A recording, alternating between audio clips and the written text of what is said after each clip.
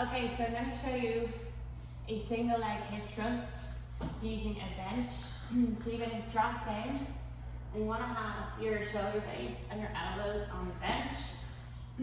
For pregnancy, obviously you're going to have your bump, so open your feet nice and wide. Usually you would have your heels at the top of the movement at 90, but with pregnancy you want to let that just come out a little bit more to give more room for the hips. Okay, so we're going to do a single leg one. So you can do these staggered.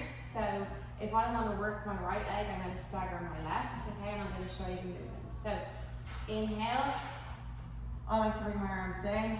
Inhale, exhale, inhale, exhale. So really important at the top of the hip thrust. I don't want you to lock all the way forward. We don't want too much pressure on the linea ava. And we also want the pelvic floor in that position.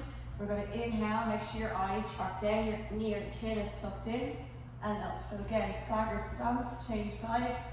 So I'm working my left side now. Good. Inhale, exhale, and then if you want to make it harder, then keep that foot completely off the ground. So inhale,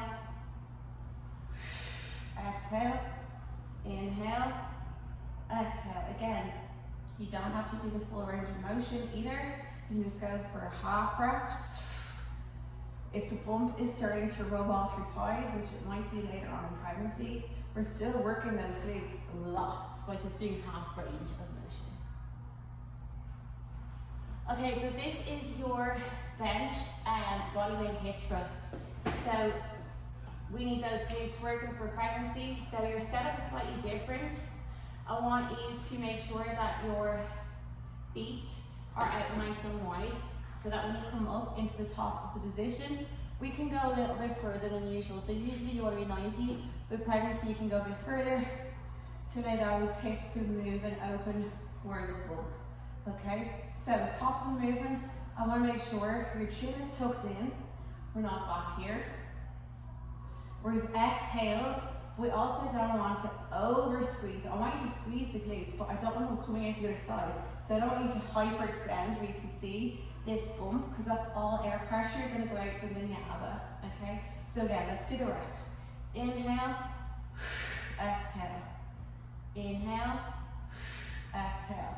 Again, you can do half ranges, smaller ranges based on your bump and how you feel. You're still going to get such a glute burn, not doing that full range of motion. Okay, and they are your hip thrusts with bodyweight.